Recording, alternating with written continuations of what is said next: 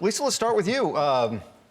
Your first, I guess, real big break was probably, what, the Disney, the Mickey Mouse Club? Yes, I would have answered that affirmatively, except we discovered this afternoon in the green room that my very first on camera was a Dairy Queen commercial when I was 11 years old here in Dallas-Fort Worth. And it's not that I'd really forgotten about that, but I just hadn't remembered it lately. And I was not on that Dairy Queen commercial. I did lots of them, but, you know, we had similar beginnings. Yeah, anyway. so you guys had that in common. Yeah, we do. All right, Lisa, from there, obviously, one of the things that most people probably remember you from is the Facts of Life show. Tell me a little bit about what some of your favorite memories are from that show. I'd say definitely just the memories off camera, because we had so much fun, and almost too much fun. We'd get in a little bit of trouble. We knew when it was time to buckle down and get down to business, but we just pushed it to the edge and just played pranks. And you know how girls, I guess guys too, you get the giggles and you just can't stop. That happened way too often.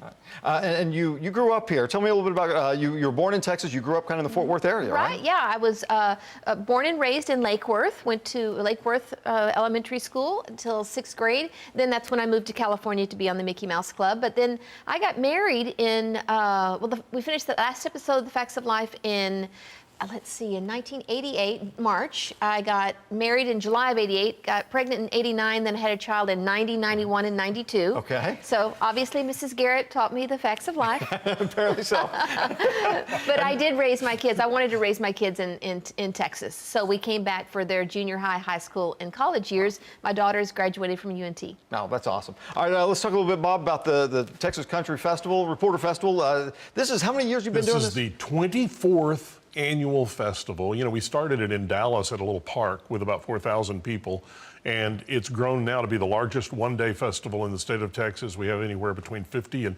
70,000 of our closest friends that show up for this thing. It goes all day from 9 till about 7 tomorrow night, and it's all free. That's one of the best things about it. There's no admission to this festival. And what can people expect if they come out? We've got 250 some odd vendors who will be there. A lot of these are people who've been featured. Odd, some not odd? Some are odd and some, most of them are odd. Okay, good. Though, and that's the reason they're there. That's why you invited me. Well, of course. Okay. And, yeah.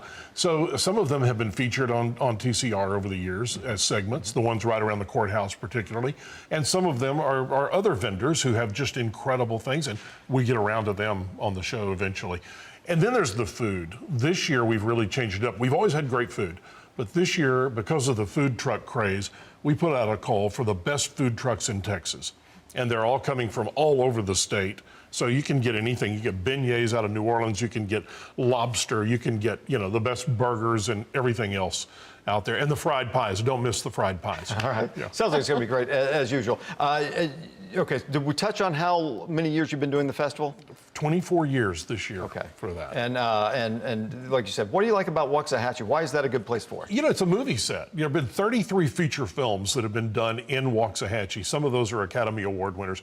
The whole place looks like a movie set because it is and has been.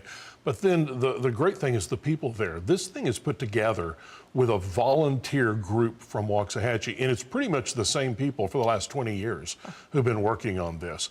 They join together with people from TCR, and we make this thing happen once a year. And I don't know any place else that you'd get that same feel, that same vibe that you get around the square in Waxahachie. The most beautiful square in the state of Texas, in my opinion. Their courthouse can't be matched. Yeah, it's a really cool place. You bring in a special guest every year.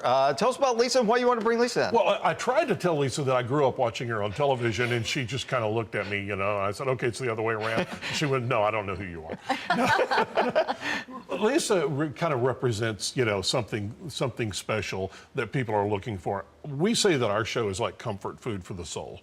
And shows like she did, and the show that she's doing now, her new show, they're the same thing. They're the kind of thing that make people just feel really good when they watch it. Yeah. And so she was a natural to come to the TCR Festival. Sure. And good to be back in Texas? So good. I came a couple of days early, not only to see family, but, I don't know. I mean, my dentist is still here. I got doctors still here. I got to just do the 50,000-mile tune-up while I'm in town as well. Yeah. And let's talk about the show that you're doing right now. For a couple seasons now, you've been doing Collector's Call. What if people haven't seen it, why should they watch? What do you do on the show? Well, it really is so fascinating and interesting. I'm a life coach now, and so what I love about it is interviewing these collectors, because anybody who gets that passionate about one thing are going to be really fascinating. And there's a story behind that. There's a story behind every single one of these collectors, why they got started, and even individual pieces. And then I learn a lot. I ended up homeschooling my kids because I'm just a lifelong learner. So with every collection, it's like my world just opens and broadens. And so I think it's a heart connection and a head connection for our viewers. Oh, very cool. And this is the second season getting ready to come out now. Right, the second season. We've already taped all the 26 episodes of the second season, and it begins airing January 10th, I believe. You know, when you get in these shows, you always kind of start out with an idea, but it kind of takes on a life of its own. Oftentimes, it gets a little bit bigger and better with seasons. Is the second season a little bit better than the first season, you think? Absolutely. Did they feed you that question? No. Because it's so true. The first one was really great, but the second season, I think a lot of it has to do because the first one aired on MeTV, and it was very popular, so a lot of people were saying, well, I have a fascinating collection. How do you come see my collection? So we really had a huge ocean from which to fish. And this kind of goes hand in hand with a little bit on what you do. Lisa's finding out now something that we've known for years and years, and that is that passion makes the world go round. And these people that she's talking to on her new show, they're all passionate. That's the thing that they have in common. If you have to be passionate to collect 1 million bottle caps or whatever it is, and she has better stuff than that. You know, these are some collectors that she has on her show. But don't you agree? Passion is what makes it all go around. Absolutely, and tying into what you said earlier about the comfort food and even the facts of life. People will ask me, why is it it stayed along for so long? And I think there's something about those memories from childhood. You know, your heart's impressionable. It lodges deep. There's just a poignancy about it. And so a lot of these collectors began collecting things that meant something to them as a child. And so it's kind of holding on to that. It's like a touchstone. Yes. Texas Country Festival tomorrow. Texas Country Reporter Festival tomorrow. Waxahachie, what time? 9 o'clock, but people will usually get out there at 7:30 or 8 o'clock in the morning.